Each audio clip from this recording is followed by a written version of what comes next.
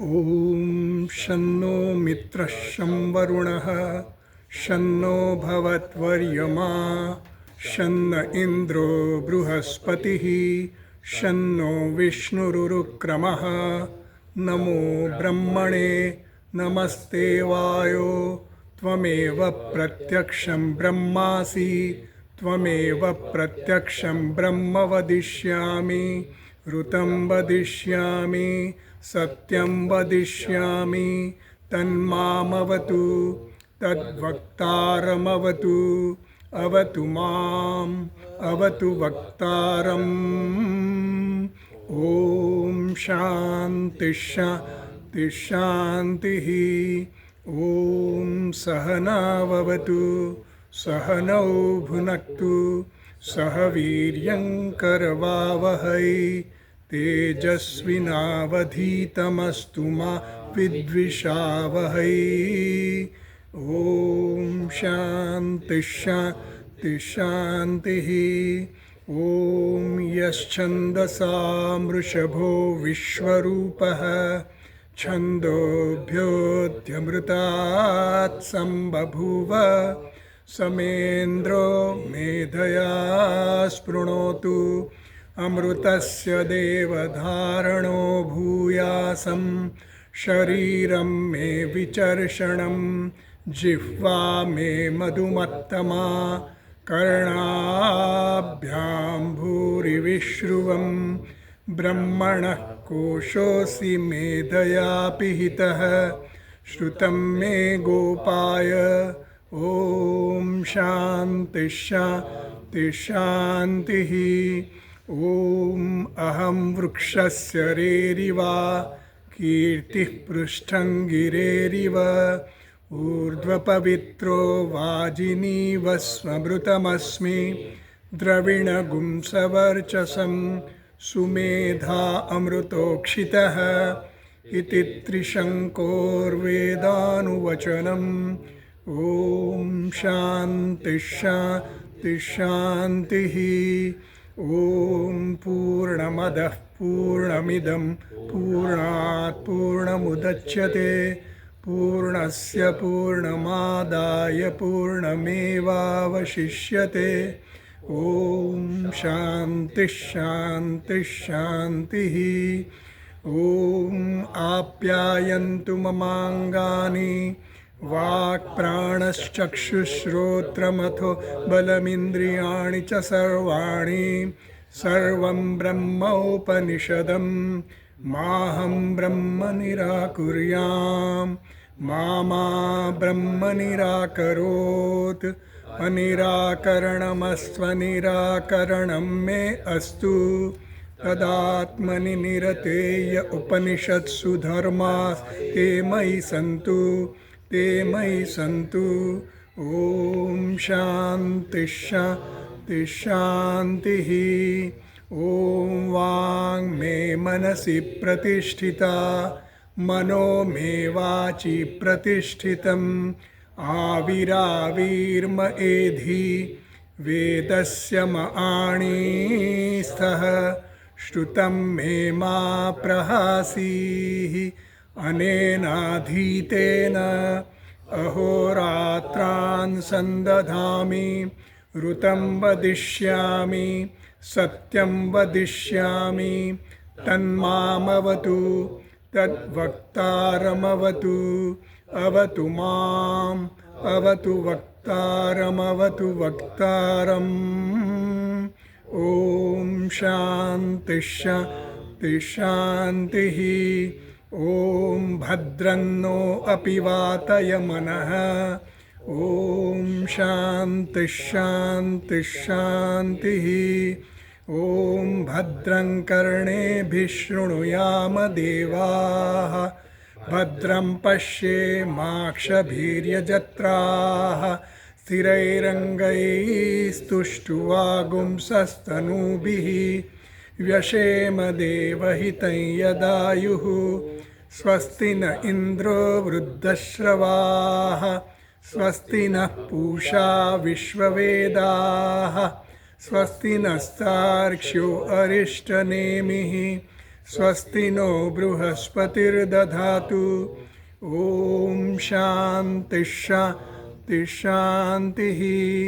ॐ यो ब्रह्माणं विदधाति पूर्वं यो वै वेदांश्च प्रणोति तस्मै तम्हदेवमात्मबुद्धिप्रकाशं मुमुक्षुर्वै शरणमहं प्रपद्ये। ॐ शान्ति शान्ति शान्तिः। ॐ नमो ब्रह्मादिभ्यो ब्रह्मविद्या संप्रदायकर्तृभ्यो वंशर्षिभ्यो महद्भ्यो नमो गुरुभ्यः। सर्वोपप्लवरहितः प्रज्ञानघनप्रत्यगर्थो ब्रह्मैवाहमस्मि ब्रह्मैवाहमस्मि। ॐ नारायणं पद्मभवं वसिष्ठं शक्तिं च तत्पुत्रपराशरं च व्यासं शुकं गौडपदं महान्तं गोविन्दयोगीन्द्रमथास्य शिष्यं श्रीशङ्कराचार्यमथास्य पद्मपादं च हस्तामलकं च शिष्यं तं तोटकं वार्तिककारमन्यान् अस्मद्गुरून् सन्ततमानतोऽस्मि। श्रुतिस्मृतिपुराणानाम् आलयं करुणालयं नमामि भगवत्पादं शङ्करं लोकशङ्करं शङ्करं शङ्कराचार्यं केशवं बादरायणं सूत्रभाष्यकृतौ वन्दे भगवन्तौ पुनः पुनः। ईश्वरो गुरुरात्मेति मूर्तिभेदविभागिने व्योमवद्व्याप्तदेहाय दक्षिणामूर्तये।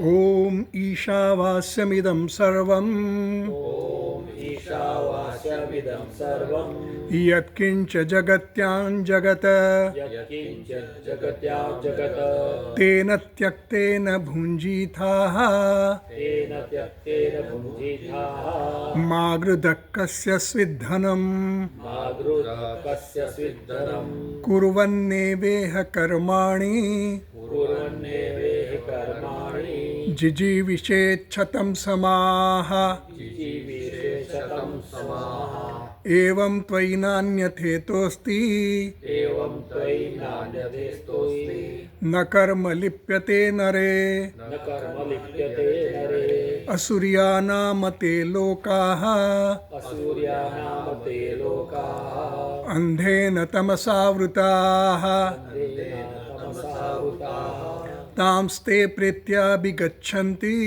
तामसे प्रत्यागच्छन्ति ये के चात्महनो जनाः ये चात्मनोहराः अनेजदेकं मनसो जवीयः अनेकदेकं मनसो जवीयः नैनद्देवा आप्नुवन् पूर्वमर्षत देवा आप्नुवन् पूर्वमर्षत तद्धावतोऽन्यानत्येति तिष्ठत तद्धावतोऽन्यानत्येति तिष्ठत तस्मिन्नपो मातरिश्वा दधाति तस्मिन्नपो मातरिश्वा ददाति। તો પહેલા મંત્રમાં ઈશાવાસ્ય ઉપનિષદના મંત્રમાં પહેલા મંત્રમાં જ્ઞાનનિષ્ઠાની વાત કરી, બીજા મંત્રમાં કુર્વન્નેવેહ કર્મણી દ્વારા કર્મનિષ્ઠાની વાત કરી, અને ત્રીજા મંત્રમાં અસુર્યા નામ તે લોકાહ એ મંત્ર દ્વારા આત્મજ્ઞાનની સ્તુતિ કરી. આમ તો નિંદા કરી, કર્મની નિંદા, કર્મની અંદર જે કર્મમાં જ લાગેલા રહે છે, જે ભેદ બુદ્ધિથી કર્મ કરે છે અને ભેદ બુદ્ધિ જેનામાં છે એની નિંદા કરી, અને એ દ્વારા આત્મજ્ઞાનની સ્તુતિ કરી. હવે એ આત્મતત્વ કેવું છે એનું નિરૂપણ આ મંત્ર દ્વારા કરવામાં આવે છે, ચોથા મંત્ર દ્વારા. અને જ દેકમ મનસો જવીહ, એવા એ તત્વ કેવું છે? કારણ કે આપણે હવે જ્ઞાન નિષ્ઠા મેળવે તો જ્ઞાનનું જે સાધન છે આત્મજ્ઞાન, એ આત્મા કેવો છે એ જાણવું પડે. તો આત્મા કેવો છે એનું લક્ષણ હવે આપણને અહીંયા કહે છે કે અનેજત એકમ, એ આત્મતત્વ કેવું છે? અનેજત છે. અનેજત એટલે નિશ્ચલ છે, અચલ છે, એટલે એનામાં કોઈ ગતિ નથી. હા, અને એક છે. જે આપણે દુનિયામાં બધું જોઈએ છીએ બધું અનેક છે. જ્યારે આ તત્વ કેવું છે? એક છે. મનસઃ જવીય, આપણે આ ભાષા તો આનું ભાષાંતર આપણે જોયેલું મંત્રનું. અને મનસો જવીય, મન કરતાં પણ વેગશીલ છે, વેગવાન છે. કયું? આત્મતત્વ. ન એન દેવાહ આપનુવન પૂર્વમર્ષત. દેવાહ ન આપનુવન, આ દેવતાઓ એને પ્રાપ્ત નથી કરી શક્યા, એને પામી નથી શક્યા. કયા દેવતાઓ? અહીંયા દેવતા એટલે ઇન્દ્ર વગેરે દેવતાઓની વાત નથી. અહીંયા દેવતા એટલે ઇન્દ્રિયોના અધિષ્ઠાન દેવતાઓ. એટલે ઇન્દ્રિયો એને પ્રાપ્ત કરી શકી નહીં. યદ વાચા નિવર્તન યદ પ્રાપ્ય મનસા સહ, જેમ કીધું ને તૈત્તરીય ઉપનિષદમાં, કે વાણી પણ ત્યાંથી પાછી ફરે છે, એને પ્રાપ્ત કરી શકતી નથી. એમ ન એન દેવાહ આપનું, એ આત્મતત્વને આ ઇન્દ્રિયો પણ પ્રાપ્ત કરી શકતી નથી. કેમ નથી પારી? કે પૂર્વમર્ષત, મનસો જવીય પૂર્વમર્ષત, આ મન કરતાં પણ વેગશીલ છે, વેગવાન છે. અને કેમ વેગવાન કીધો? કારણ કે આત્મા કેવો છે? તો આત્મા તો પૂર્વમર્ષત, એ તો ત્યાં છે જ, સર્વવ્યાપી છે, સર્વવ્યાપી છે એવું કીધું. તદ ધાવત અન્યાત અત્યેતિ તિષ્ઠત. અન્યાત તિષ્ઠત, બીજા બધા જે છે, બીજા બધા ધાવત દોડે છે, ભાગે છે. અને તદ એટલે આત્મતત્વ કેવું છે? તિષ્ઠત, એ તો કેવું છે? અચળ જ છે, અડગ જ છે, કોઈ એનામાં મૂવમેન્ટ નથી, કોઈ એનામાં ગતિ નથી. તદ ધાવત અન્યાન અત્યેતિ, બીજા બધાને એ ઓળંગી જાય છે, ઓવરટેક કરી જાય છે. હા, એટલે ઓળંગી જાય છે એટલે શું? કે એનો વિષય નથી બનતો, ઇન્દ્રિયોનો કે મનનો વિષય આત્મતત્વ બનતું નથી, એટલે એને ઓળંગી જાય છે એવું કીધું. ઓળંગી જાય એટલે કંઈ આપણે કંઈ એમ ગતિની દ્રષ્ટિએ ઓળંગી નથી, પણ એનો વિષય નથી બની શકતો. તસ્મિન અપહ માતરિશ્વા દધાતી. અપહ એટલે અહીંયા કર્મ લેવાનું છે. એટલે જે કંઈ કર્મો છે એ બધા માતરિશ્વા એટલે માતરી શ્વયતી, એટલે માતરી એટલે માતામાં જે ગચ્છતી, જે માતામાં ગમન કરે છે. માતા એટલે આકાશ કીધું, આકાશને માતા કીધું. એટલે આકાશમાં જે ગતિ કરે છે એ વાયુ, એને માતરિશ્વા કહ્યું. બરાબર? દધાતી, એ માતરિશ્વા એટલે કે હિરણ્ય ગર્ભ અહીંયા લીધો. એટલે હિરણ્ય ગર્ભ જે છે, જ્યાં આપણા બધાના કર્મો હોય જીવાત્માઓના, એ બધા કર્મોનું નોંધ કોણ રાખે છે? આ હિરણ્ય ગર્ભ રાખે. અને એના કર્મ પ્રમાણે એને વિભાગ કરી અને તે યોનિઓ એને આપે છે. એટલે એ પ્રમાણે આખું આ જે ચક્ર ચાલે છે ને, સંસાર ચક્ર, આ રીતે જ ચાલે છે. અને માતરિશ્વા દધાતી એટલે માતરિશ્વા જે છે એ આ બધા વિભાગ કરે છે. કોને કારણે? તસ્મિન સતી, તસ્મિન એટલે આત્મતત્વ છે એને કારણે. કારણ કે હિરણ્યગર્ભ એ જળ જ છે, બધી વસ્તુઓ જળ છે. પણ તસ્મિન સતી માતરિશ્વા અપહ દધાતી, એ હોવાને કારણે જ આ માતરિશ્વા જે છે એ બધા વિભાગ કરી શકે છે. ઇન્દ્રિયો પણ પોતાનું કામ કરી શકે છે, એ છે એટલે. મન પણ કામ કરી શકે છે, એ છે એટલે. એવું કહ્યું. બરાબર? તો આપણે ભાષ્ય થોડું વાંચી લઈએ ખાલી. બરાબર? ગયા વખતે જેટલું કર્યું ને એટલું પહેલેથી વાંચું છું. યસ્ય આત્મનઃ હનનાત અવિદ્વાંસઃ સંસરન્તિ તદ્વિપર્યયેણ વિદ્વાંસઃ જનાઃ મુચ્યન્તે તે ન આત્મહનઃ તત્કીદૃશમ આત્મતત્વમ ઇતિ ઉચ્યતે. આ મંત્રની પહેલાં આ સંગતિ બતાવે છે. આ મંત્રની શું સંગતિ? આ મંત્ર તમે શરૂ કર્યો એનું કારણ શું? તો કે યસ્ય આત્મના હનનાથ અવિદ્વાંસ સંસરતિ. એટલે આગળ જે મંત્રમાં કહ્યું ને, કુર્વન્ને અસુર્યા નામ તે લોકા, એમાં આત્માની હિંસા કરે છે, તિરસ્કાર કરે છે. હિંસા કરે એટલે તિરસ્કાર કરે છે. તો એ તિરસ્કાર કરે છે એ તો સંસારમાં જ રહ્યા કરે છે. એટલે એમ કીધું કે યસ્ય આત્મન હનનાથ, એટલે આત્મઘાતી જે લોકો કીધા, એ પોતે શું કરે છે? સંસારમાં જ વિચરણ કર્યા કરે, એનું સંસારમાં જ સર્વનું રહે છે. તદ વિપર્યણે, એના કરતાં વિરુદ્ધ કોણ છે? વિદ્વાંસઃ જનાઃ, જે વિદ્વાન છે, જેને જ્ઞાન છે, જે આ જાણે છે આત્માના વિશે, તો એ મુચ્યંતે તે ન આત્મહના, એ લોકો આત્મઘાતી નથી, એ આત્માનો તિરસ્કાર કરતા નથી. અને એટલા માટે એ લોકો શું છે? મુક્ત થઈ જાય છે. હા, તત્કીદૃશમ આત્મતત્વ. તો હવે એ આત્મતત્વ કેવું છે? એના માટે આ મંત્ર આપણને કીધો કે અનેજત કેમ. બરાબર? અનેજત, આગળ વાંચીએ. અનેજત ન એજત એજૃકંપને કંપનમ ચલનમ સ્વ અવસ્થા પ્રચ્યુતિ તદ્વર્જિતમ સર્વદા એકરૂપમ ઇત્યર્થઃ. તો આત્મતત્વ કેવું છે? અનેજત કીધું. અનેજત એટલે ન એજત. એજટ એટલે ચલણ કરવું, ન એજટ એટલે ચલણ કરતો નથી. એજડું કંપન એ ધાતુમાંથી બન્યો. એજડું ધાતુ છે, એમાંથી કંપનના અર્થમાં આ એજત શબ્દ બન્યો. કંપનમ ચલનમ સ્વ અવસ્થા પ્રચ્યુતિ. કંપનમ કે ચલન કોને કહેવાય? એ પોતાની સ્વરૂપમાંથી ચલિત થઈ જાય ને એને ચલન કીધું. અહીંયા આપણે તો ચલન બીજી બધી રીતે કહીએ, પણ અહીંયા જે અર્થ લેવાનો છે એ સ્વ અવસ્થા પ્રચ્યુતિ. આત્માનું સ્વરૂપ કેવું છે? નિત્ય શુદ્ધ બુદ્ધ મુક્ત, કહું ને, નિત્ય અપાપ વિદ્ધ, પછી સર્વગત, એ બધા જે એના જે સ્વરૂપના જે લક્ષણો કીધા એનાથી આ સ્વ અવસ્થા પ્રચ્યુતિ, એનાથી પ્રચ્યુતિ જે થાય એને કંપન કીધું, એને ચલન કીધું. એટલે પોતાના સ્વરૂપથી જે ચલિત થઈ જાય એને ચલન કહ્યું અહીંયા. તદ વર્જિતમ, એના સિવાયનો જે છે સર્વદા એક રૂપમ, એ આત્મતત્વ કેવું છે? એક રૂપ. આ આત્મતત્વ તો આ બધાથી વર્જિત છે, આ વગરનું છે, આ સિવાયનું છે. એટલે એક રૂપમ છે, એનું રૂપ કેવું છે? એક જ છે. એટલે એમાં કોઈ વિકાર નથી, એમાં કર્તાપણું નથી, ભોગતાપણું નથી, કોઈ વિકારો નથી. જે ષડ વિકારો કે ને, અસ્થિ વર્ધતે જાયતે, અસ્થિ જાયતે વર્ધતે, બધું કીધું ને એવી રીતે. તચ્ચ એકમ સર્વભૂતેષુ, તો બધા જ પ્રાણીઓમાં કેવું છે? એક જ છે. સર્વ કાર્યકરણ સંઘાતમાં આ તત્વ એક જ છે. તો અનેક દેખાય છે શું? એ બધી ઉપાધિઓ છે. એ ઉપાધિમાં આત્મતત્વ રહેલું છે, અધિષ્ઠાન રૂપે રહેલું છે. અધિષ્ઠાન એક જ છે. આરોપિત બધી વસ્તુઓ, ઉપાધિઓ, નામ રૂપવાળું જે જગત છે એ કેવું છે? અનેક છે. તો તચ્ચ એકમ સર્વભૂતેષુ એકમ મનસઃ સંકલ્પાદિ લક્ષણાત જવીય જવવત્તરમ. મનસઃ સંકલ્પાદિ લક્ષણાત, મન કેવું છે? સંકલ્પ વિકલ્પ કરનારું છે મન. લો ને, આ છે મારી પાસે, લો એમાં શોધી રાખજો જરા. અહીંયા આગળ છે. તો મનસઃ જવીય કીધું ને, તો મનસઃ, મનસ શું કહ્યું? મનની શું લક્ષણ છે? મનનું સંકલ્પ વિકલ્પ કરવું એ મનનું લક્ષણ છે ને. એટલે એમ કહે છે મનસઃ સંકલ્પાદિ લક્ષણાત, મન જે સંકલ્પ વિકલ્પવાળું છે એવા લક્ષણવાળું મન છે, એના કરતાં જવવત્તરમ. જવીય એટલે જવવત્તરમ કીધું. મંત્રમાં જવીય કીધું, પણ એનો અર્થ શું કહેવાનો? જવવત્તરમ એટલે બીજા બધા કરતાં પણ એકદમ વેગવાન છે મન. બધા કરતાં, ઇન્દ્રિયો કરતાં પણ વેગવાન છે. કારણ કે મન જે છે એ ઇન્દ્રિયની પાછળ હોય તો જ ઇન્દ્રિયો કામ કરી શકે. એમને એમ ઇન્દ્રિયો પણ સ્વતંત્ર રીતે કામ ન કરી શકે. એટલે એને કીધું કે મન કરતાં પણ આ આત્મતત્વ કેવું છે? વેગશીલ છે. બરાબર. કથમ વિરુદ્ધમ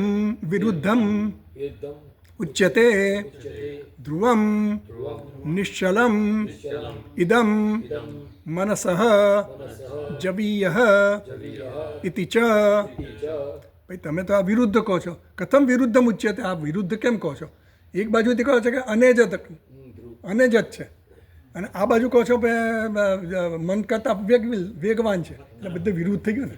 ગતિવાન અને ગતિ વગરનું એ બે વિરુદ્ધ થઈ ગયા. કથમ વિરુદ્ધમ ઉચ્યતે ધ્રુવમ નિશ્ચલમ ઇદમ. આ આત્મતત્વ તો ધ્રુવમ છે, નિશ્ચલ છે. બરાબર. એ તો નિશ્ચલ છે, ચલન નથી એનામાં. તો મનસઃ જવીય, અને પાછા કહો છો મન કરતાં ફાસ્ટ છે, વેગવાન છે.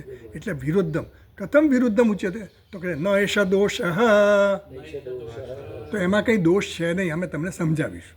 એટલે પછી આગળ સમજાવે છે. નિરૂપાધિ ઉપાધિમત્વેન ઉપપત્તેઃ. ભાઈ એવું છે કે નિરૂપાધિક રૂપે તો એ નિશ્ચલ છે, અડગ છે, એમાં કોઈ ચલન નથી. પણ ઉપાધિ જ્યારે તમે એને ઉપાધિ સાથે જાણો ત્યારે એ વેગવાન કહેવામાં આવે છે. એટલે મનરૂપી ઉપાધિ હોય તો એને વેગશીલ કહેવાય. મન વગરનું જ્યારે શુદ્ધ છે ત્યારે એમાં કોઈ ગતિ નથી, એમાં કોઈ વેગ નથી. તત્ર નિરૂપાધિકેન સ્વેન રૂપેણ ઉચ્યતે અનેજત એકમિતિ. તત્ર નિરૂપાધિકેન સ્વેન રૂપેણ, પોતાના સ્વરૂપથી એ કેવું છે? અનેજત છે, એક જ છે. જો એક કેમ થાય? જો ઉપાધિ આવે એટલે અનેક થઈ જાય. ઉપાધિ એટલે મર્યાદિત થઈ જાય. નામરૂપની કોઈ પણ ઉપાધિ લો ને તે મર્યાદા ગણી નાખે. આ મર્યાદા થાય એટલે બીજું બધું આવી ગયું, દ્વૈત આવી ગયું, ભેદ બુદ્ધિ આવી જાય. તો આ તત્વ કેવું છે? એક જ છે અને નિરૂપાધિક છે. શુદ્ધ છે, એની સત્તા જુદી છે. આ પારમાર્થિક સત્ય છે. જ્યારે પહેલાં બધા જે દુનિયાવી વસ્તુઓ છે ને એ બધી કેવી છે, ઉપાધિવાળી છે, વ્યવહારિક સત્યવાળી છે. એટલે આની સત્તા જુદી છે. તો તત્ર નિરુપાધિક એને સ્વેન રૂપેણ ઉચ્યતે અનેજર. એની નિરુપાધિક રૂપે એને આપણે નિરુપાધિની દ્રષ્ટિએ અમે કહીએ છીએ. એ પોતે તો કોઈ ઉપાધિ ધરાવતું જ નથી. એટલે એ દ્રષ્ટિએ એ કેવું છે, નિશ્ચલ છે. મનસઃ અંતઃકરણસ્ય અંતઃકરણસ્ય સંકલ્પ વિકલ્પ લક્ષણસ્ય સંકલ્પલક્ષણસ્ય ઉપાધેઃ ઉપાદેઃ અનુવર્તનાत्. અનુવર્તનાत्. જો મનસઃ અંતઃકરણ, મન એટલે અંતઃકરણ, અંતઃકરણસ્ય સંકલ્પ વિકલ્પ લક્ષણસ્ય ઉપાધેઃ અનુવર્તનાत्. આ આત્મા જે છે એની ઉપાધિ કઈ થઈ, મન ઉપાધિ થઈ ગઈ, અંતઃકરણની ઉપાધિ થઈ ગઈ. હવે અંતઃકરણની ઉપાધિ હોય ત્યારે આ આત્મા શું થઈ જાય, ગતિવાળો થઈ જાય, સંકલ્પ કરનારો થઈ જાય. એટલે હું સંકલ્પ કરું છું, હું કંઈક વિચારું છું, હું અહીંયા જવા માગું છું, હું અહીંયાથી આનો વિચાર ધ્યાન કરું છું, બ્રહ્માલોકમાં પહોંચી ગયો, સ્વર્ગલોકમાં ગયો. આ બધું કોણ કરે છે, હું કરે છે. હું ક્યારે કરે છે, જ્યારે મનની સાથે એનું તાદાત્મ્ય થાય ત્યારે કરે છે. એટલે આપણું તાદાત્મ્ય જ્યારે ઇન્દ્રિયો સાથે હોય કે મન સાથે હોય કે દેહ સાથે હોય, ત્યારે દેહના કે મનના કે ઇન્દ્રિયોના જે કંઈ ધર્મો છે એ બધા ધર્મો હું મારા માની લઉં છું. એટલે એ રીતે એને કહ્યું કે મનસ અંતઃકરણ સંકલ્પ વિકલ્પ લક્ષણસ્ય ઉપાધેઃ અનુવર્તન. એટલે આ ઉપાધિનું અનુવર્તન કરે છે. એ કોને અનુસરે છે, ઉપાધિનું અનુસરણ કરે છે. બરાબર સમજાય છે ને? ઇહ દેહસ્તસ્ય દેહસ્તસ્ય મનસઃ મનસઃ બ્રહ્મલોકાદિ બ્રહ્મલોકાદિ દૂરગમનમ દૂરગમનં સંકલ્પેન સંકલ્પેન ક્ષણમાત્રાત ક્ષણમાત્રાत् ભવતી ભવતિ ઇત્યતઃ ઇત્યતઃ મનસઃ મનસઃ જવિષ્ઠમ જવિષ્ઠં લોકે લોકે પ્રસિદ્ધમ. પ્રસિદ્ધં. આટલે સુધી આપણે કરેલું. બરાબર. તો મનસ અંતઃકરણસ્ય સંકલ્પ લક્ષણસ્ય ઉપાધેઃ અનુવર્તનાत् ઇહ દેહસ્તસ્ય મનસઃ. આ દેહમાં રહેલું છે મન. મન ક્યાં રહેલું છે, દેહમાં રહેલું છે. દેહસ્તસ્ય મનસઃ બ્રહ્મલોકાદિ દૂરગમનમ સંકલ્પેન ક્ષણમાત્રાત ભવતી. આ મન તો ક્ષણ માત્રમાં સંકલ્પ માત્રથી બ્રહ્મલોકમાં પહોંચી જાય, અમેરિકા પહોંચી જાય, ઓસ્ટ્રેલિયા પહોંચી જાય. તો મનસ બ્રહ્માદિ લોક દૂરગમન સંકલ્પેન ક્ષણ માત્રમાં પહોંચી જાય. ઇત્યતઃ મનસ જવિષ્ઠત્વમ લોકે પ્રસિદ્ધ. અને એટલા માટે મનની જે વેગશીલતા છે ને, મન તો અંદર જ છે, એ કંઈ બહાર જતું નથી. જો બહાર જાય મન તો આ શરીર પછી છોડી દેવું પડે. પણ મન બહાર જઈ શકતું નથી એમને. આ જ્યારે દેહનું પ્રારબ્ધ પૂરું થાય ને ત્યારે જે મન બહાર જાય. અને મન એટલે સૂક્ષ્મ શરીર. સૂક્ષ્મ શરીર આમાંથી નીકળી જાય ને ત્યારે પછી આ શરીર ડેડ થઈ જાય, મૃત્યુ થઈ જાય શરીર. તો પછી મન બહાર જઈ શકે. પણ સંકલ્પ માત્રથી એટલે જ કીધું કે મન બહાર જાય છે ખરું, પણ કેવી રીતે, સંકલ્પ. અને એટલે એને વેગવાન કીધું. આપણે કહીએ ને મારું મન ઠેકાણે રહેતું જ નથી, આપણું મન આમ સ્થિર કેમ નથી રહેતું, કારણ કે બધી વસ્તુઓમાં આપણું ફર્યા કરતું હોય, વિશ્વમાં ફર્યા કરે. એટલે કે જે સંકલ્પ ક્ષણ માત્ર ભવતી એટલે મનસઃ જવિષ્ઠ. એટલે આ આત્મા કેવો છે, મન કરતાં વેગવાન કીધો. હવે એ કેવી રીતે કીધો, એ વેગવાન કેવી રીતે કીધો? આત્માને તો આપણે કહીએ છીએ કે અડગ છે, અચલ છે, નિશ્ચલ છે. તો એ વેગવાન કેવી રીતે હોય, એટલે સમજાવશે આપણને. હા, ત્યાં પહેલેથી પહોંચેલો છે. હા, પહેલે બધે જ છે. હવે મનની જે આ એક આગળનું આપણે ભાષ્ય વાંચી લઈએ પછી આપણે સમજીએ. બરાબર. તસ્મિન તસ્મિન મનસી મનસી બ્રહ્મલોકાદીન બ્રહ્મલોકાદિ ધૃતમ ગચ્છતિ ગચ્છતિ સતી પ્રથમા પ્રાપ્ત ઇવ આત્મચૈતન્ય આત્મચૈતન્ય અવભાસ અવભાસઃ ગૃહ્યતે ગૃહ્યતે. અતઃ મનસ જવીય ઇત્યાહ. જો મન કરતાં ગતિમાન કીધું એનું કારણ સમજાવે છે કે આ મન કરતાં આત્મતત્વ ગતિમાન છે એવું કેવી રીતે? તો સમજાવે છે કે તસ્મિન મનસી બ્રહ્મલોકાદીન ધૃતમ ગચ્છતિ સતી. તસ્મિન સતી, તસ્મિન સતી એટલે આત્મતત્વ છે ત્યારે શું થાય છે? મનસી બ્રહ્મલોકાદીન ધૃતમ ગચ્છતિ. મન જે છે એ ત્યાં બ્રહ્મલોકમાં પહોંચી જાય છે. તસ્મિન સતી એટલે શું? આત્મતત્વ છે ત્યારે જ. આત્મતત્વ છે ત્યારે એટલે જ્યારે મન નક્કી કરે કે મારે બ્રહ્મલોકમાં જવું છે, તો જ્યારે મન નક્કી કરે તો મનને પ્રકાશિત કોણ કરે છે? આત્મતત્વ. જો આત્મતત્વ ન હોય તો મન વિચારી જ ન શકે. મનને કોણ પ્રકાશિત કરે? મનમાં વૃત્તિ છે ને પ્રકાશિત કોણ કરે? આત્મતત્વ જ કરે. એટલે કે છે જ્યારે મન નક્કી કરે કે મારે અહીંયા જવું છે, અમેરિકા જવું છે, એવો સંકલ્પ કરે. હવે સંકલ્પને પ્રકાશિત કોણ કરે? એ આત્મતત્વ કરે. મન તો પોતે જડ છે, એટલે એને પ્રકાશિત કરવા માટે આ ચેતન, એટલે એને પહેલાં પણ ગતિ શરૂ કરતાં પહેલાં પણ મનનું જ્ઞાન છે આત્મતત્વ, અને ત્યાં પહોંચ્યાનું જ્ઞાન કોને છે? આત્મતત્વને, ચૈતન્યને જ છે. આત્મતત્વ એટલે ચૈતન્ય.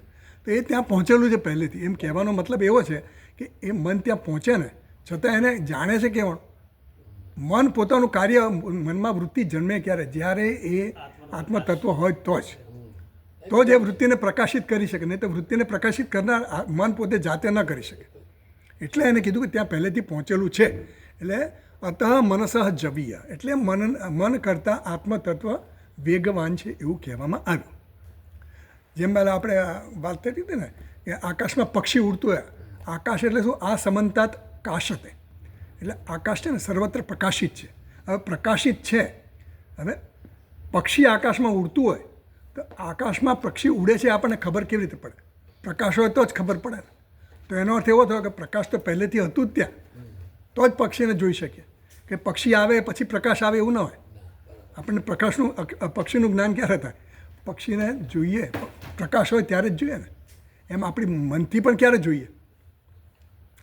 પક્ષીને આપણે જોઈએ ઇન્દ્રિયોથી ક્યારે જોઈએ? એ આપણું ચેતન તત્વ હોય, ઇન્દ્રિયને પહોંચાડે ત્યારે ને. મન જાય, ચેતન હોય, મનને પ્રકાશિત કરે, વૃત્તિ જન્મે પક્ષીની, એ વૃત્તિ આપણા મનમાં જન્મે અને પછી એ વૃત્તિને કોણ પ્રકાશિત કરે? આત્મા પ્રકાશિત કરે. એમ પક્ષી છે એવું નક્કી થાય. એમ અહીંયા ત્યાં આપણા આ લેવલે પણ આપણને શું છે? પ્રકાશિત કોણ કરે છે? ચેતન કરે છે. પ્રકાશ જે પેલું છે એ પ્રકાશ પણ જે છે એ છે, એટલે જ પક્ષી આપણને દેખાય, પક્ષીની હાજરી આપણને ખબર પડે એમ કહે છે. એટલે આ રીતે જેમ આકાશમાં પક્ષી દેખાય એ શું નક્કી કરે છે? પ્રકાશ ઓલરેડી ત્યાં છે. એમ આ આત્મતત્વ પહેલેથી જ છે, કારણ કે એ મન ત્યાં પહોંચી ગયું બ્રહ્મલોકમાં. એનું નોંધ કોણ રાખે છે? એની નોંધ કેવી રીતે ખબર? પ્રકાશિત કોણ કરે છે? આત્મતત્વ. એટલે એને વેગવાન કહ્યું. આપણે ફૂટનોટ જોઈએ હવે આગળ. 9મા નંબરની ફૂટનોટ, એમાં ફૂટનોટ નહીં હોય. 9મા નંબર હું વાંચું, હું સમજાવીશ એટલે તમે તમારે સાંભળજો. બરાબર? ફૂટનોટ નંબર 9 છે ને, તસ્મિન મનસી બ્રહ્મલોકાદીન ધ્રુતમ ગચ્છતિ સતી. જે કીધું ને કે તસ્મિન સતી એટલે આત્મતત્વ છે ત્યારે મનસી બ્રહ્મલોકાદીન ધ્રુતમ એટલે ઝડપથી જાય છે.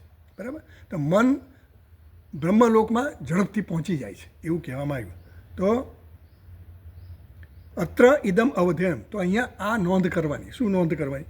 જીવત દશાયાંતુ દૂરસ્થ બ્રહ્મલોકાદીનામ સંકલ્પનમ એવ મનસ તત્ર ગમનમ.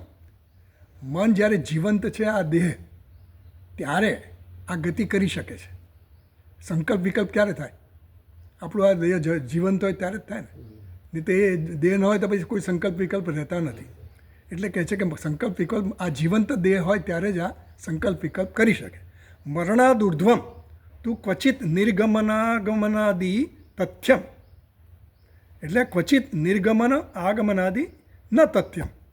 તું સંકલ્પ માત્રમ એવા સર્વમ, આ જે કંઈ છે સંકલ્પ માત્રથી જ થાય. ન ક્વચિત નિર્ગમનાદિ ગમનાદિ તથ્યમ.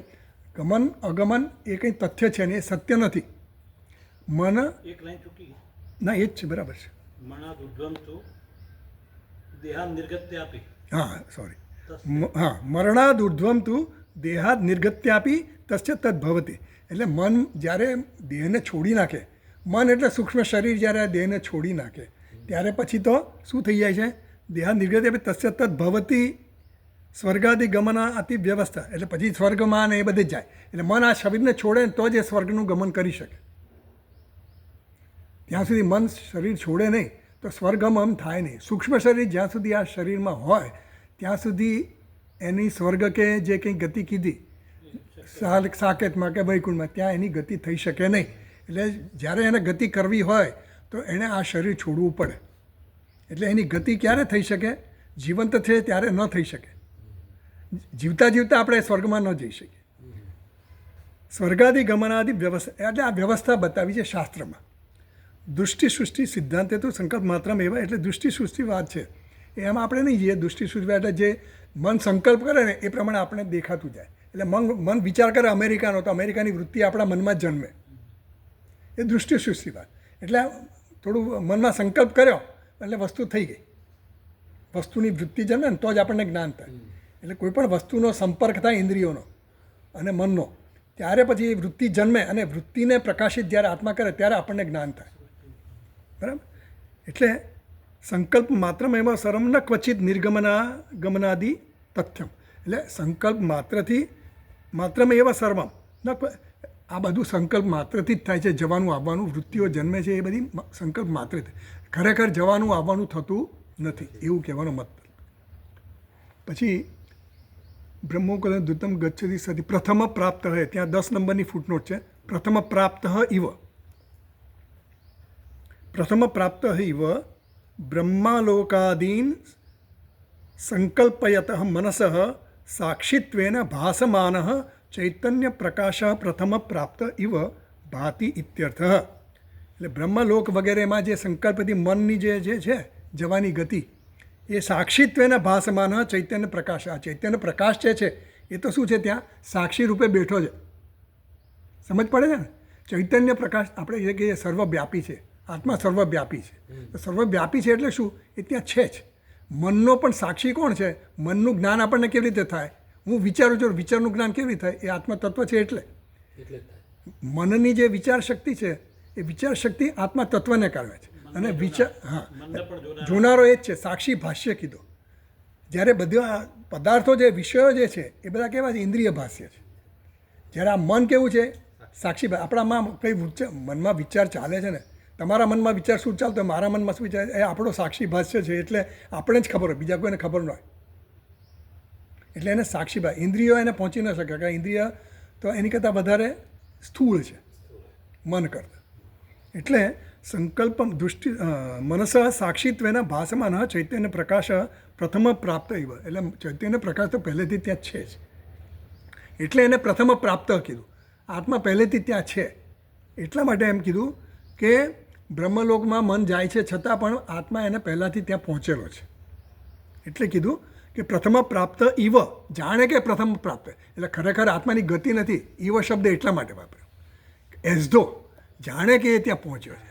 કારણ કે પહોંચ્યો, ખરેખર પહોંચતો નહીં. આત્મા તો કેવો છે? અનેજ જ છે. એટલે એ પહોંચવાની વાત આવતી જ નથી. પણ એટલા માટે ઈવ શબ્દ વાપર્યો. આત્મા ચૈતન્ય અભાસ ગૃહ્યતે. એટલે આત્મા છે ને, આત્માની એક લક્ષણ એવું છે કે આત્મામાં સહજ તાદાત્મ્ય થાય. આત્માની અંદર શું થાય કે એમાં આત્માનું અંતઃકરણ શુદ્ધ હોય ને, તો આત્મા એટલે સૂક્ષ્મ શરીર. સૂક્ષ્મ શરીરમાં આત્માનું પ્રતિબિંબ પડે ને પડે છે. એ સહજ તાદાત્મ્ય કીધું. એટલે આત્મા જ્યાં પણ સૂક્ષ્મ શરીર હોય ને ત્યાં આત્માનું પ્રતિબિંબ પડે. એટલે આપણે પથ્થરમાં ને એ બધા અસ્થિભાતિ પ્રિય તો બધામાં છે. સચ્ચિદાનંદ સ્વરૂપ આત્મા તો સર્વત્ર વ્યાપ્ત છે, જળ ચેતન બધામાં છે. પણ જ્યાં સૂક્ષ્મ શરીર હોય ત્યાં જ આત્માનું પ્રતિબિંબ પડે, અને તો જ એની ચેતનતા પછી શરીરમાં ને બધે પહોંચે. એ તો તમે બધા જાણતા હશો.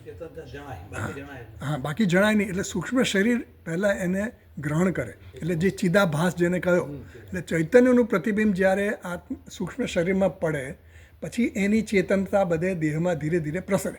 પહેલાં મનમાં જાય ને પછી બુદ્ધિમાં જાય, ઇન્દ્રિયોમાં જાય ને પછી દેહમાં જાય, એવી રીતે પ્રસરતી જાય. એટલે કીધું કે ચૈતન્ય અભાસ આત્મા, મન જે છે એ આત્માનું જ્ઞાન સીધું પ્રાપ્ત કરી શકતું નથી, પણ ચિદાભાસ રૂપે એ એનો આભાસ ગ્રહણ કરી શકે છે. કારણ કે એ સહજ તાદાત્મ્ય છે. એટલે મન જે છે ને એ આત્માને સમજી શકે, સાક્ષી રૂપે એને જાણી શકે કે મારો સાક્ષી છે. એ રીતે ચિદાભાસની રીતે. કારણ કે મન પ્રકાશિત છે ના છે એ ચૈતન્યથી થાય. જ્યારે પેલો જે આ જે છે આપણો ઇન્દ્રિયો બધી છે એ તો મન હોય તો જ ખબર પડે. ઇન્દ્રિયો પોતાની જાતે કંઈ કરી શકતી નથી. હવે મન જ્યારે એને કંઈક ચેતનતા પ્રદાન કરે તો ઇન્દ્રિયો એક્ટિવ થાય. એટલે એમ કીધું કે મન તો આભાસ પણ ગ્રહણ કરે છે, પણ ઇન્દ્રિયો તો એ આભાસ પણ ગ્રહણ કરી શકતી નથી. એટલે ઇન્દ્રિયો એને પહોંચી શકતી નથી. તો હવે જો આપણે આનંદગીરી વાંચીએ, આનંદગીરી ટીકામાં એ સમજાવે છે. પહેલી લાઇનમાં જ વાંચું, છેલ્લો વાક્ય. જવીયસ્ત્વાદ મળ્યું. જવીયસ્ત્વાદ અશ્વાદિવત તર્હિ ચક્ષુરાદિ ગ્રાહ્યત્વમ પ્રાપ્તમ ઇતિ આશંક્ય આહ. જવીયસ્ત્વાદ. હવે તમે કીધું કે મન જવીયસ છે, એટલે કે વેગવાન છે. અશ્વાદિવત તો પછી એ ઘોડાની જેમ ઝડપી થયું ને. ઘોડો હોય, પછી બીજા કોઈ પણ પ્રાણી હોય, વાઘ સિંહ બધા દોડતા હોય ને, ઉપમા આપો. હરણ હોય, બધા દોડતા જ હોય. તો બધા વેગવાન છે. તો બધા વેગવાન માણસો છે, વેગવાન પશુઓ છે, જે કોઈ પણ વેગવાન ગતિવાન છે એ બધા પશુ વગેરે જે કંઈ છે, અશ્વ વગેરે છે, એ બધા તો શું થાય છે, આપણા વિષય બની શકે છે. તમે એને કીધો વેગવાન કીધો, બરાબર. હવે વેગવાન તો ક્યારે કહેવાય? આપણે જોતા હોય તો વેગવાન કહીએ ને, તો એ તો ઇન્દ્રિયનો વિષય બને તો ખબર પડે ને. એમ આ ઘોડો ગતિમાન છે. ઘોડો આપણે જોઈએ, ઘોડાના તબડક તબડક અવાજ સાંભળીએ, એને સ્પર્શ કરીએ, એવું બધું જોઈએ ત્યારે આપણને જ્ઞાન થાય કે આ ઘોડો છે, આને ગતિવાન છે. કોઈની ગતિનું આપણને જ્ઞાન ક્યારે થાય? જ્યારે એને જોઈએ, સ્પર્શ કરીએ, એનો અવાજ સાંભળીએ, એને આમ જોઈએ કે ગતિ કરી રહ્યો છે. તો એવું જે તમે કહો છો, તો ચક્ષુરાદિ ગ્રાહ્યત્વ એ તો ચક્ષુ વગેરે ઇન્દ્રિયોનો ગ્રાહ્ય જ થાય છે. કોઈ પણ વેગવાન વસ્તુ હોય એ આપણે ચક્ષુ વગેરે ઇન્દ્રિયોથી જોઈ શકીએ છીએ, સ્પર્શ પણ કરી શકીએ છીએ. અને એ કેવા છે? ઘોડા કેટલા છે? અનેક ઘોડા હોય. એક જ ઘોડો થોડો હોય, એક અનેક હોય. હવે અહીંયા શું છે? તો કહે છે કે ભાઈ તો તમે આવા જેવો ઘોડા અનેક છે, આત્મતત્વ તો કેવું છે? એક છે. ઘોડા કેવા છે? વેગવાન છે. આત્મતત્વ તો કેવું છે? વેગ વગરનું છે. એટલે તો પછી એનું વિષયકરણ થયું કે નહીં? તો તમે આમ બે વસ્તુ આમ વિરોધાભાસ લાગે છે. ઝડપથી પણ કહો છો અને વિષય પણ નથી બનતો એવું એ કહો છો, એટલે કરવાનું શું? એવી આશંકા કરે છે. એટલે પછી આગળ કહે છે નહીં જ દેવા. એ કહે છે એમાં જો ફૂટનોટ જોઈએ તો જોઈ લે આપણે. 13 નંબરની ફૂટનોટ છે. મળ્યું? ચક્ષુરાદિ ગ્રાહ્યત્વમ પ્રાપ્તમિતિ તથા ચ ચક્ષુરાદિ ગ્રાહ્યત્વાત એવ અશ્વાદિવત એવ ન અનેજત્વમ એકત્વમ વા સંભવતી ઇતિ ભાવ.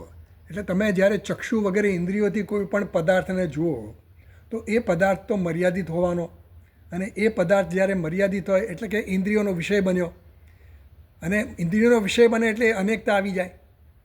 કોઈ પણ ઇન્દ્રિયોનો વિષય બને એટલે મર્યાદિત વસ્તુ થઈ. તો મર્યાદિત વસ્તુ જેટલી પણ એ અનેક હોય. આત્મા એક જ છે, એ મર્યાદિત નથી, અમર્યાદિત છે. એ એક હોય, અમર્યાદિત વસ્તુ જ એક હોય. પૂર્ણ કોણ હોય? એક જ હોય. અપૂર્ણ હોય એ અનેક હોય. એમ આ જે કહે છે કે તમે જે ઘોડો વગેરે જે જોયા એ બધા કેવા છે? અનેક છે. ઘોડા અનેક છે. અને તમે આત્માને કેવો કીધો? એક કીધો. તો અનેકતાને એકનો વિરોધ આવ્યો. તો વિષયીકરણ કરો ત્યારે અનેકતા દેખાય, વિષયીકરણ ન કરો તો એક્ય છે. તો એમ કહે છે કે ચક્ષુરાદિ ગ્રાહ્યત્વમ પ્રાપ્તમિતિ ચક્ષુરાદિ ગ્રાહ્યત્વાત એવ અશ્વાદિવત ન અનેજક. તો પછી તમે અનેજત કીધું ને, એ શક્ય બને નહીં. જો તમે ઇન્દ્રિયોનો વિષય બનાવો, જો ઇન્દ્રિયોનો વિષય બને આત્મા, તો એ અનેજત રહે નહીં, એક પણ રહે નહીં. ઇન્દ્રિયોના વિષય જેટલા પણ છે એ બધા કેટલા છે? અનેક છે અને અનેજત છે, એજત છે. એટલે કંપનવાળા છે, ચલનવાળા છે. એ એને સમજાવ્યું અહીંયા કે ચક્ષુરાદિ ગ્રાહ્યત્વમ પ્રાપ્તમ ઇતિ આશંકે જે કહ્યું ને,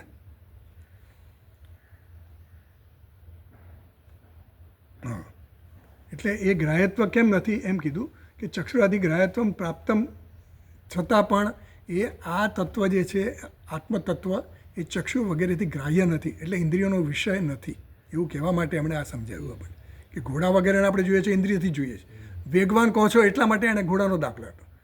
તો ઘોડાની જેમ જો વેગવાન હોય તો ઘોડાને આપણે વિષયીકરણ કરીએ ઇન્દ્રિયથી, ઘોડાને આપણે જોઈએ, સ્પર્શી શકીએ, એનો અવાજ સાંભળી શકીએ. એમાં આનો અવાજ પણ સાંભળી શકવો જોઈએ વેગવાન હોય તો, એને જોઈ પણ શકવા જોઈએ. તો કે એ શક્ય નથી, એ સંભવ જ નથી. એટલે હવે આગળ આપણને ભાષ્યમાં સમજાવે છે, બરાબર. જે આપણને મંત્રમાં નૈનત દેવાહ કીધું ને, નૈનત દેવા આપનું વન પૂર્વમર્શત, એ નૈનત દેવાહ પદ છે ને એ આપણને સમજાવે છે. તો આપણે વાંચીએ 19મા પાના પર, આમાં કૈલાસ આશ્રમના પુસ્તકમાં.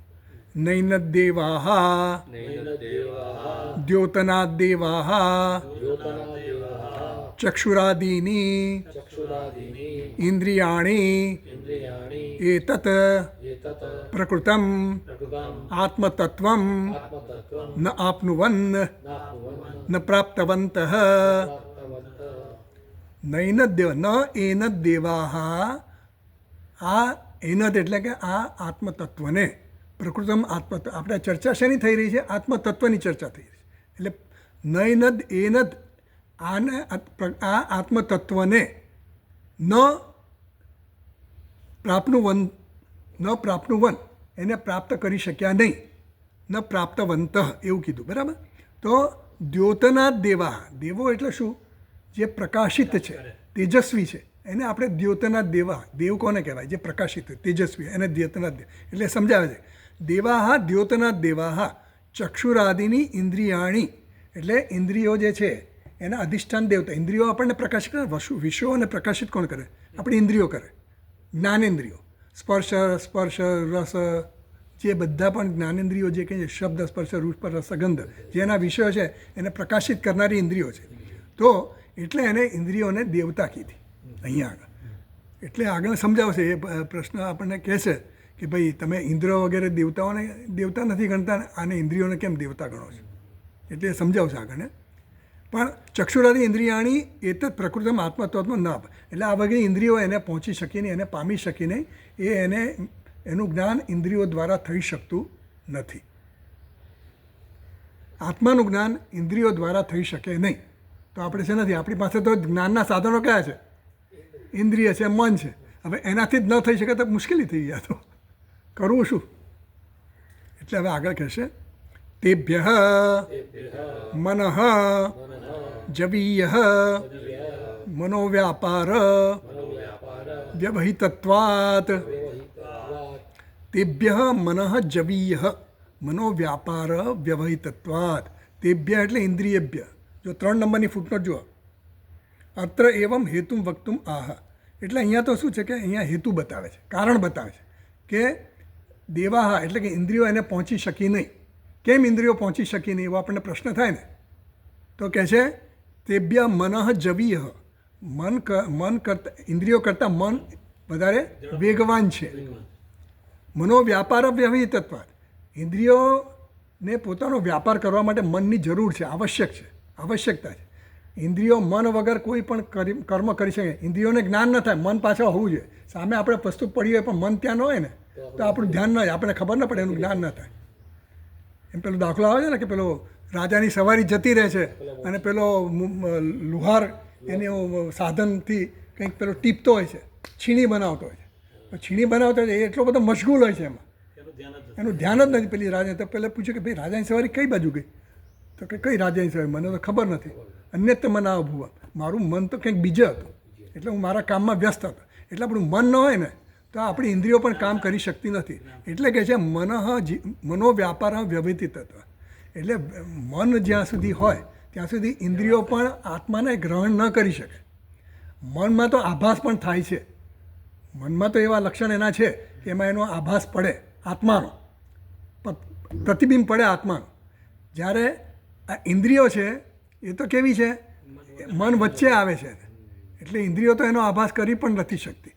એટલે મન તો આત્માને સાક્ષી તરીકે જોઈ શકે છે, જ્યારે આ તો ઇન્દ્રિયો જોઈ શકતી નથી.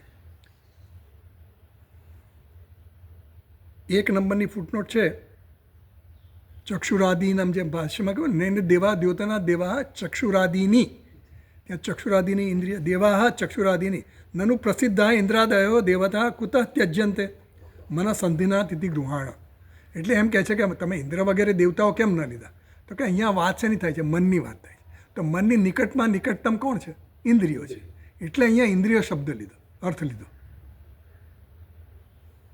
સમજાય છે ને? જી, એટલે એમનું કહેવું એવું છે કે મન કેમ લીધું? મનના સન્ની ઇન્દ્રિય કેમ લીધો? જે કીધું ને ચક્ષુરાદિની ઇન્દ્રિયાણી દેવ, એટલે દેવો આને પ્રાપ્ત કરી શકે નહીં.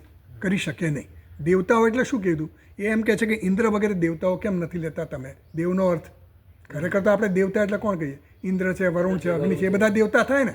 તો એવો અર્થ નહીં લેતા તમે ઇન્દ્રિય અર્થ કેમ કર્યો? એમનો પ્રશ્ન એવો છે કે દેવતાની બદલે આપણે સામાન્ય રીતે દેવતા એટલે ઇન્દ્ર દેવતાને એવું જ સમજીએ, પણ અહીંયા ઇન્દ્રિય કેમ કર્યો? કારણ કે અહીંયા મનની ચર્ચા છે. અહીંયા મન જે સબ્જેક્ટ આપણો વિષય કયો છે ચર્ચાનો? મન છે. અને મનની નિકટ વસ્તુ કઈ છે? ઇન્દ્રિય છે. એટલે આપણે દેવતાનો અર્થ અહીંયા ઇન્દ્રિય કરવાનું. સન્નિધાતે સન્નિધાનાત એની સન્નિધિમાં છે, મનની સન્નિધિમાં ઇન્દ્રિય આવે છે, ઇન્દ્રિય આવે છે. એટલે પછી તેભ્ય મન જવીય મનો વ્યાપાર વ્યવહિતત્વાત, તો 4 નંબરની ફૂટનો છે મનો વ્યાપાર વ્યવહિતત્વાત. 4 નંબરની ફૂટનો મનસઃ જવીયસ્ત્વે હેતુમાહ, એટલે મનો વ્યાપાર વ્યવહિતત્વાત, ઇન્દ્રિયો મન વગર પ્રવૃત્તિ કરી શકે નહીં. ઇન્દ્રિયોને મનની જરૂર પડે છે. જ્યારે કોઈ પણ પ્રવૃત્તિ ઇન્દ્રિયોએ પોતાનું જ્ઞાન પ્રાપ્ત કરવું હોય, સ્પર્શેન્દ્રિય હોય કે ગમે તે ઇન્દ્રિય, તો મન હોવું જોઈએ. એતદેવ વ્યાકૃતમ ટીકાયામ ચક્ષુરાદિ પ્રવૃત્તિ મનોવ્યાપાર પૂર્વકત્વાત ઇતિ. એટલે આ જે ટીકા છે ને એમાં હવે કહેશે, આપણે આનંદગીરી ટીકા જોઈએ હવે, ફૂટનો પેજ નંબર 18 પર બીજી લાઈનમાં, ચક્ષુરાદિ પ્રવૃત્તે મનોવ્યાપાર પૂર્વકત્વાત તદ અવિષયત્વે ચક્ષુરાદિ વિષયત્વમ અપી આત્મન ન સંભવતી ઇત્યર્થ. ચક્ષુરાદિ પ્રવૃત્તિ, ચક્ષુ વગેરેની પ્રવૃત્તિ, ચક્ષુ વગેરે ઇન્દ્રિયોની પ્રવૃત્તિ જે છે વ્યાપાર પૂર્વકત્વાત, મન એની પાછળ હોય તો જ ચક્ષુ વગેરે ઇન્દ્રિયો એનું પોતાનું જ્ઞાન કરી શકે. તદ અવિષયત્વે, જો એની અવિષય હોય એટલે કે મનમાં જો સંકલ્પ થયો હોય તો એ કરી શકે, સંકલ્પ ન થયો હોય તો એને વિષય કરી ન શકે. મનમાં સંકલ્પ થાય તો જ ઇન્દ્રિય કામ કરે, એ વગર મનમાં સંકલ્પ ન થાય તો ઇન્દ્રિય કામ ન કરી શકે. કારણ કે ઇન્દ્રિય ક્યારે કામ કરે? મન જ્યારે એને ઓર્ડર કરે કે ભાઈ ચાલ હવે અમેરિકા જવાનું, ચાલ, એટલે મનમાં વિચાર આવે સંકલ્પ, તો ઇન્દ્રિયો કામ કરે, ચાલ જવા દે, એટલે પછી વિચાર કરે બધું કે ભાઈ આપણે વસ્તુ પ્રાપ્ત કરવી તો પણ આપણે ચાલ ભાઈ મોલમાં જવું છે, આ વસ્તુ લેવાની છે, તો પહેલાં મનમાં વિચાર થાય, પછી ચાલ ત્યાં જઈશું, ફલાણી જગ્યાએ જ જઈશું, આ દુકાને જ જઈશું, એ બધું મનમાં સંકલ્પ કરીએ પછી ઇન્દ્રિયો કામ કરે. ચાલ ભાઈ પછી મન ઓર્ડર કરે ભાઈ ચલો ત્યાં, એટલે પગ કામ, કર્મેન્દ્રિયો કામ કરે, જ્ઞાનેન્દ્રિયો કામ કરે, શું લેવું શું ન લેવું વગેરે વગેરે એવી રીતે. તો ચક્ષુરાદિ પ્રવૃત્તિ મનોવ્યાપાર પૂર્વક તદ અવિષયત્વે 14 નંબરની ફૂટનોટ છે, તદ અવિષય મન અવિષયત્વ ઇત્યર્થ. એટલે આ મનનું મનને વિષય કરી નથી શકતી, ઇન્દ્રિયો પણ મનને વિષય ન કરી શકે. ઇન્દ્રિયો વિષયને વિષય કરી શકે પણ ઇન્દ્રિય મનને વિષય ન કરી, મન ઇન્દ્રિયને વિષય કરી શકે. કારણ કે જેમ સ્થૂળમાંથી સૂક્ષ્મ થતું જાય ને એમ પછી એની કક્ષા વધી જાય, એ ઊંચું થાય, એટલે એ પહેલાં કરતાં વધારે સૂક્ષ્મ બન્યું મન ઇન્દ્રિયો કરતાં. એટલે મન ઇન્દ્રિયને પામી શકે પણ ઇન્દ્રિય મનને ન પામી શકે. ઇન્દ્રિય દ્વારા મનને પણ ઓળખે, એટલે મનને શું કીધું? સાક્ષી ભાષ્ય કીધું. એ ઇન્દ્રિય ભાષ્ય નથી. મારા મનમાં શું વિચાર ઇન્દ્રિયથી આપણે ના, તમારા મનમાં શું વિચાર હું ઇન્દ્રિયથી જોઈ શકતો તો સારું, મને ખબર પડવા મને કે હા હા વિચાર કરે છે, સ્પર્શથી જોઈ શકું, પણ એ નથી. એટલે મનનું જે છે ને એ મન વધારે સૂક્ષ્મ છે ઇન્દ્રિય કરતાં. એટલે મન હોય તો જ ઇન્દ્રિયો કામ કરી શકે. એટલે આ 14 નંબરની ફૂટમાં તદ અવિષયત્વ, એટલે ઇન્દ્રિયોનો વિષય મન નથી, એટલા માટે ઇન્દ્રિયો જે છે ને એનો આ વિષય બનતું નથી, આત્મા એનો વિષય બની શકતો નથી. પછી ન સંભવતી 16 નંબરની ફૂટનોટ છે, આ આનંદગીરીમાં 16 નંબરની ફૂટ, 16 નંબરનું કીધું ને, ન સંભવતી ચક્ષુરાદિ વિષયત્વમ અપી આત્મા ન સંભવતી. એટલે 16 નંબરની ફૂટનોટમાં કહ્યું ન સંભવતી રૂપાદિ રહિતત્વાચ ઇતિ અપી. એટલે આત્મા કેવો છે? રૂપ નથી, એને કોઈ રૂપ નથી, રંગ નહીં, અસ્પર્શમ અરૂપમ અરસમ અગંધવચ્ચ, એવું કીધું ને, એને રસ નથી, રૂપ નથી, એટલે કોઈ પણ વિષય બનવાની એનામાં કોઈ સંભાવના જ નથી. એવું છે આત્મતત્વ. એટલે એમાં આ બધું કહ્યું એટલા માટે એ ઇન્દ્રિયોનો વિષય બનતું નથી. આત્મતત્વ ઇન્દ્રિયોનો વિષય બની ન શકે. આગળ કહે છે, આનંદગીરીમાં જ વાંચું છું, મનસઃ વા કથમ ન વિષય આત્મા ઇતિ અતઃ આહ. એટલે આત્મા મનનો વિષય નથી એવું કેવી રીતે ભાઈ? તમે કીધું કે મનનો વિષય નથી તો કેવી રીતે, એવું સમજાવે છે. તો 17 નંબરની ફૂટમાં એવું ફૂટનોટ છે, એમાં કંઈ બહુ જોવા જેવું નથી, પણ એવો સંદેહ કરે છે. એમ મનસો વા ઇતિ જે છે ને એ સંદેહ કરે છે. આ વા શબ્દ અહીંયા વપરાયો ને, વા શબ્દ કેમ આવ્યો? એટલે વા શબ્દના ઘણા અર્થ થતા હોય, એમાં અહીંયા અર્થ સંદેહના અર્થ, વિતર્ક કરે છે એ અર્થમાં લીધો. વા શબ્દ અથવાના અર્થમાં પણ આવે, વિતર્કના અર્થમાં પણ આવે, એટલે બીજા અર્થ આવે છે. વા સ્યાત એ શું છે કે વિતર્કના અર્થમાં આવે, પછી સરખામણીના અર્થમાં પણ આવે, ઉપમાના અર્થમાં પણ આવે, પાદપૂર્ણમાં પણ આવે. એવા 4 અર્થ એમણે કીધા ડિક્શનરીમાંથી જોઈને, બરાબર. એટલે એમ કહે છે કે અહીંયા આગળ જે અર્થ લીધો ને એ સંદેહના અર્થમાં છે, શંકા કરે છે. આત્મા ઇત્યતા આ એટલે હવે ભાષ્યમાં છે યસ્માત. ના એની પહેલાંનું આપણે વાંચ્યું એ એક વાંચ્યું ભાઈ આભાસ માત્ર વાંચવાનું છે ને. બીજી લાઈનમાં ભાષ્યમાં 19મા પાના પર આભાસ માત્રમ આભાસ માત્રમ અપી अपि આત્મનઃ આત્મનઃ નૈવ દેવાનામ વિષયી ભવતી. એટલે આભાસ માત્રમપી આત્મનઃ નૈવ દેવાનામ વિષયી ભવતી. આભાસ માત્રમપી આત્મનઃ આભાસ માત્રમપી આત્માનો આભાસ પણ નૈવ દેવાનામ વિષય ભવતી. આ દેવા એટલે અહીંયા ઇન્દ્રિયો લીધી બરાબર. તો આ ઇન્દ્રિયો છે ને એને તો આ આભાસ માત્ર પણ નથી થતો, આત્માનો આભાસ પણ નથી થઈ શકતો. મનમાં તો થાય છે, એમાં તો એનું સહજ તાદાત્મ્ય છે એટલે થાય છે, પણ આ ઇન્દ્રિયોમાં તો એવું કંઈ થતું નથી. એટલે ઇન્દ્રિયો વધારે સ્થૂળ છે, એટલે ઇન્દ્રિયોનો વિષય આત્મા બની શકતો નથી. જે ઘોડાનો ને એ બધો દાખલો આપ્યો ને કે ગતિશીલ કીધો તો અમે ગતિ તો પછી ઇન્દ્રિયોનો વિષય બનવો જોઈએ તો નથી બનતો, કારણ કે ઇન્દ્રિયો મનને પણ વિષય નથી કરી શકતો. તો આત્મા તો એની કરતાં પણ સૂક્ષ્મ છે. તો 5 નંબરની ફૂટનોટ છે, જોઈએ ભાષ્યમાં 5 નંબર દેવા નામ છે ને ત્યાં 5 નંબરની ફૂટનોટ છે. નૈવ દેવાના મનસ્તુ અવ્યવહિતત્વાદ આત્મા આભાસમ ગૃહણાતિ અપી શુદ્ધમ ચેત મનસા એવ ઇદમ આપતવ્યમ. જો મન હતું અવ્યવહિતત્વાદ આત્મા આભાસમ મન કેવું છે?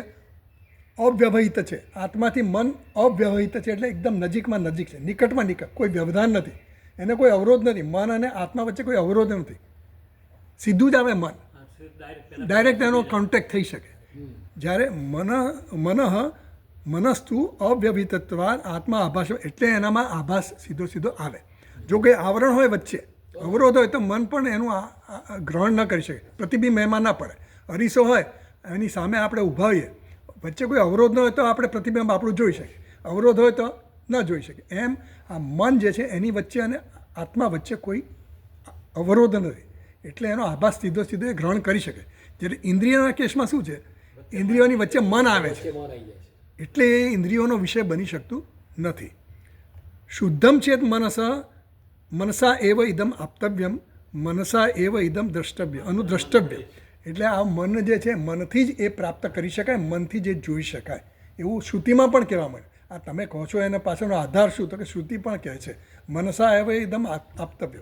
આ આત્મતત્વ છે એ મન વડે જ પ્રાપ્ત કરવાનું છે. મનસા એવ દ્રષ્ટવ્ય, મનથી જ એને જોવાનું છે એવું શ્રુતિએ કીધું. એટલે અમે કહીએ છીએ કે મનને નિકટમાં નિકટ હોવાથી એનું પ્રતિબિંબ ત્યાં આત્માનું પ્રતિબિંબ પડે છે મનમાં, એટલે મનથી ગ્રાહ્ય થઈ શકે અંતઃકરણ શુદ્ધ હોય તો.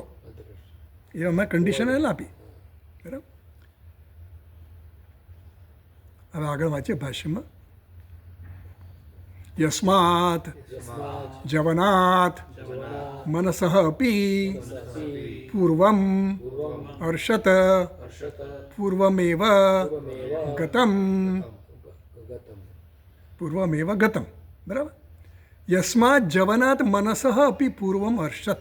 હવે પૂર્વમ અર્ષત જે બીજો શબ્દ છે ને, છેલ્લો શબ્દ હા, તસ્મિન અપી માતરીશ્વો દધાતી.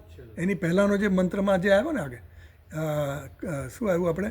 અને જદેકમ મનસો જબીહ નૈન દેવા આપનું વન પૂર્વમ અર્ષત. પૂર્વમ અર્ષત જે આવ્યો ને શબ્દ, એટલે પહેલેથી ત્યાં પહોંચેલો છે, આત્મતત્વ પહેલેથી ત્યાં પહોંચેલું છે. એ અર્ષત શબ્દ છે ને હવે પાછા આપણને સમજાવશે. યસ્માત જવનાત મનસો અપી પૂર્વમ અર્ષત. કારણ કે યસ્માત એટલે કે કારણ કે આત્મતત્વ પહેલેથી ત્યાં પહોંચેલું છે. મનસઃ અપી પૂર્વમ, મન કરતાં પણ પહેલાં પહોંચેલું છે. તો પછી આગળનું ભાષ્ય વાંચીએ. વ્યોમવત વ્યાપિત્વાત. કારણ કે આકાશની જેમ વ્યાપક છે. આકાશ પણ વ્યાપક છે, આકાશ વ્યાપક છે, પણ આકાશ આત્માને વ્યાપક નથી કરતું. હા, પાછું આકાશ તો દાખલો છે, ઉદાહરણ. હા હા, વ્યાપકતાની દાખલા આપવા માટે આપણે આકાશનો ઉપયોગ કરીએ, પણ આકાશ સર્વવ્યાપી નથી. આ આત્મતત્વ છે એ તો સર્વવ્યાપી છે, એટલે આકાશને પણ એમાં સમાવેશ થઈ જાય છે. તો યસ્માત જવનાત મનસોપી પૂર્વમ અર્ષત પૂર્વમેવ ગતમ. આ જે આ મન કરતાં પણ એ આગળ પહોંચેલું છે આત્મતત્વ, એટલે એ મન કરતાં પણ વેગવાન છે એવું કહેવામાં આવ્યું.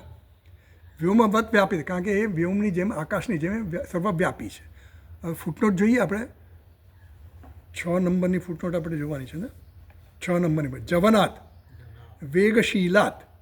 જવનાથ એટલે એનો વેગશીલ છે. શીલ એટલે શું છે? એનું લક્ષ્ય, એનો સ્વભાવ છે. વેગવાન એ મનનો સ્વભાવ છે. વેગવાન જે છે ને એ મનનો સ્વભાવ છે, સામાન્ય રીતે દોડતું જ હોય, મન સ્થિર હોય જ નહીં. એટલે એમ કીધું કે એને શીલા. પછી એમાં જે પાણીની સૂત્ર વગેરેથી એ ડિરાઈવ કરે છે, એ આપણે નથી જ કરતા. એનું ડેરિવેશન આપ્યું કે આ જે જવીય તત્વ આવ્યું ને, મનસ જવીય, તો જવીય કેવી રીતે નક્કી થયું? એ સ્પીડ એટલે વેગવાન છે એ કેવી રીતે નક્કી થયું? એ મનસ્તુ અવિવિધ વેગશીલ જે થયું તો વેગાર્થાત જૂ ધાતો હો. એ જૂ ધાતુ છે, જૂ એટલે જૂ ચક્રંગ, આ બધા જે ધાતુઓ છે એમાં તાજશીલ કર્તરી યુચ, એમાં યુચ પ્રત્યય લગાવીને પછી એને ધાતુમાંથી અલગ. હા એટલે ધાતુમાંથી એને નામ બનાવે છે, કર્તરી, કર્તા બનાવે. એટલે એ મન કરતાં વેગવાન છે એવું કહેવામાં આવ્યું. આત્મા મન કરતાં વેગવાન છે એવું કહ્યું ને, મનસો જવીય, મન કરતાં પણ વેગવાન. પછી આગળ આવે છે 7 નંબરની ફૂટનોટ છે, પૂર્વમ અર્ષત પૂર્વમેવ ગતમ. એમાં 7 નંબરની ફૂટનોટ છે, ઋષિ ગતૌ ઇતિ તૌદ્દા. એ પણ આપણે છોડી દઈએ છીએ.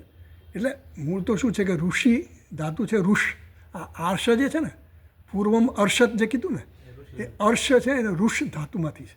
ઋષ ગતૌ ધાતુ છે. એટલે ઋષ ગતૌ એટલે ગતિના અર્થમાં એ વપરાય છે. પછી એનું જે પાણીના સૂત્ર વડે એનું નામ થયું, એનું અર્ષત થઈ ગયું. આમ આર્ષ થાય, પણ આર્ષનો પાછો અર્ષ થયો એ છાંદસ પ્રયોગ થાય છે એવું અહીંયા કહે છે. એટલે બધું આપણે એટલી બધી ડિટેલમાં નહીં છે. તાત્કાલિક કે કર્તરી યુચ, યુચ પ્રત્યે લગાવે, અને યુચનું પછી એ રીતે યુચ જે છે એ પછી શબ ધાતુ છે, એ પાછો શબ ધાતુ પ્રથમ ગણનો છે. ગણ પ્રથમ ગણ વિકરણ. એટલે ગણ વિકરણ જે છે ને પ્રત્યય, એ એટલે તમને સમજાવીશ તો તમને કંઈ મજા નહીં આવે. જે ઉપર પરથી ભલે જતું. ઉપરથી કહી દઉં, બરાબર? એટલે પહેલા ગણનો જે વિકરણ પ્રત્યય છે ને શપ છે. આપણે અ કહીએ પણ એને શપ કીધો પાણીની સૂત્રમાં. અને છઠ્ઠા ગણનો જે પ્રત્યય છે વિકરણ પ્રત્યય, એટલે ધાતુને પહેલાં વિકરણ પ્રત્યય લાગે અને પછી એના ધાતુના જે એના રૂપ હોય ને એનો પ્રત્યય લાગે. પ્રથમ પુરુષે એકવચન, દ્વિવચન, બહુવચન. બન્યા પછી. હા, પ્રાતિપદિક નહીં, ધાતુ છે ધાતુને વિકરણ પ્રત્યય લાગે અને પછી એ જે બને ને ધાતુનું જે, એને પછી પ્રત્યય લાગે.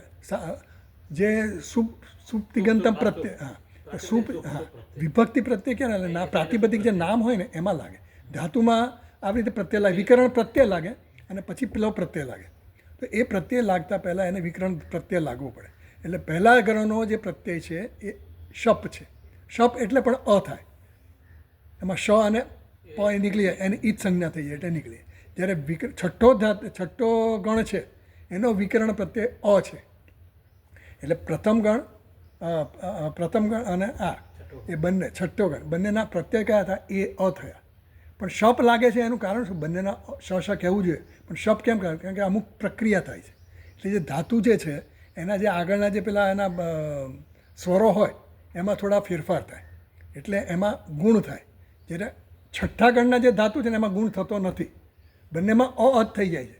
પણ શપ લગાવવાનું કારણ એટલા માટે કે એમાં ગુણની કે વૃદ્ધિની ક્રિયાઓ થાય છે ધાતુમાં. સમજ પડે છે? એટલે એવું બધું છે. હા તો ખ્યાલ થોડો ખ્યાલ તમને આપવા માટે જ મેં કીધું, બાકી તમને આ છોડી દઉં તો ચાલે, પણ મેં કીધું તમને જરા ઇન્ટરેસ્ટ છે એટલે તમને તો એટલે આવી રીતે એનો જે નથી જે સમજાતું નથી હજી. ના ના કંઈ વાંધો નહીં, સમજવાની કંઈ જરૂર નથી. હું તો અહીંયા સમજાવે છે એટલે હું સમજાવું છું, ફૂટનોટ આપી છે એટલે એમ કીધું કે આ જે ઋષ ધાતુ બન્યો ને એ ઋષ ગતૌ છે. અર્ષત આવ્યું ને, અર્ષત એ પહેલાં આર્ષત થઈ જાય છે. પાણીની સૂત્રપણમાં આર્ષત થાય એટલે આર્ષત આવું છે, પૂર્વમાં આર્ષત એવું આવવું જોઈએ, પણ અર્ષત વપરાયું. કેમ? એ છાંદસ પ્રયોગ.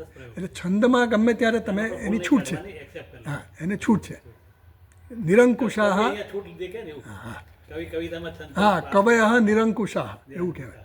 એ કવિઓ છે ને નિરંકુશ, એના પર અંકુશ ન હોય કોઈ, એટલે એને જે યોગ્ય લાગે એવું છે.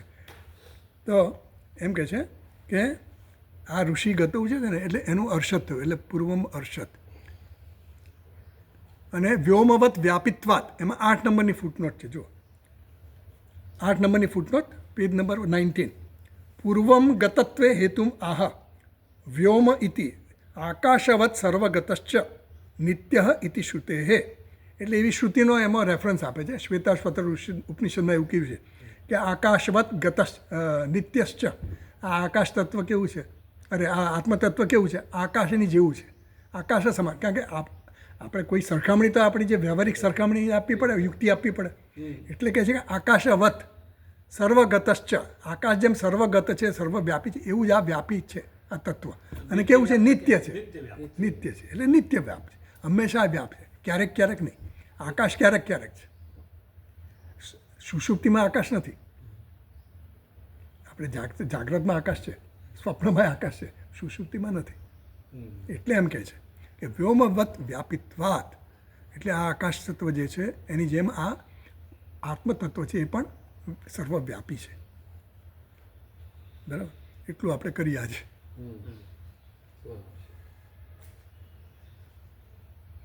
આગળ કરી નાખું થોડું, નહીં ને? એટલે પેલી આનંદગીરી ટીકા થોડી વાંચવી તો વાંચી લઈએ, નહીં તો પછી કાલે રાખીશું. કાલે ઓકે. ઓમ પૂર્ણમદ પૂર્ણમિદમ પૂર્ણાત પૂર્ણમુદચ્યતે પૂર્ણસ્ય પૂર્ણમાદાય પૂર્ણમેવાવશિષ્યતે. ઓમ શાંતિ શાંતિ શાંતિ. શંકરમ શંકરાચાર્યમ કેશવમ બાદરાયણમ સૂત્રભાષ્યકૃતૌ વંદે ભગવन्तૌ પુનઃ પુનઃ. ઈશ્વરો ગુરુરાત્મેતિ મૂર્તિભેદવિભાગિને વ્યોમવત વ્યાપ્તદેહાય દક્ષિણામૂર્તયે નમઃ. ઓમ શાંતિ શાંતિ. હરિ ઓમ. શ્રી ગુરુભ્યો નમઃ. હરિ ઓમ.